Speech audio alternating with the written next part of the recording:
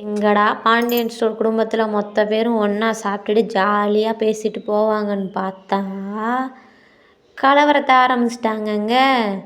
அவர் யாருன்னு பார்த்தீங்கன்னா நம்ம ராஜுவோட சித்தப்பா. ஏற்கனவே என்னடா பண்ணலான்னு யோசிக்கிறவருக்கு நல்ல ஒரு கண்டென்ட் கிடச்சிருச்சு.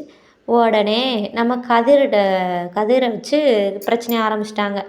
கதிரை சொல்கிறாரு, நீ அவ்வளோ பெரிய யோக்கியனாக இருந்திருந்தீன்னா நீ எங்கள் பொண்ணை எங்ககிட்டலாம் ஒப்படைச்சிருந்துருக்கணும். நீ எப்படி கூட்டிகிட்டு போய் கல்யாணம் பண்ணுவேன்னு. ஏன்னா உங்கள் அம்மா மூலியமாக வராத சொத்தெல்லாம் எங்கள் ராஜு மூலியமாக வாங்கிடலான்னு பார்க்குறியா அப்படிங்கிற மாதிரிலாம் பேசவும் அவங்களோட அப்பா பாண்டியனுக்கு வந்து ரொம்ப ஒரு மாதிரி மனசு கஷ்டமாக இருந்து அங்கேருந்து எந்திரிச்சிடாருங்க. எந்திரிச்சோடனே வாய்க்கு வந்தபடிலாம் நம்ம ராஜுவோட சித்தப்பா பேசுகிறாரு.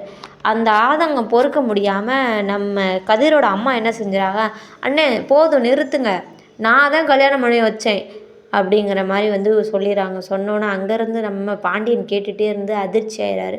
அதோட பார்த்திங்கன்னா ராஜுவோட அப்பா, சித்தி, சித்தப்பா, அவங்களோட அம்மா எல்லாருமே அதிர்ச்சி ஆகி என் பிள்ளை விஷயத்தில் முடிவெடுக்கிறதுக்கு நீ யார் அப்படிங்கிற மாதிரி ராஜுவோட அப்பா சொல்லிவிட்டு குடும்பமே கோவமாக அங்கேருந்து கிளம்பிடுறாங்க.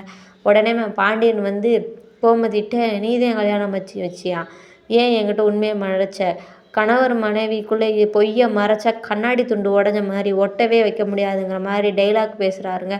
அதோடு இன்றைக்கி புறமும் முடிஞ்சிச்சு. நாளைக்கு என்ன நடக்குது நாளை பார்க்கலாம்.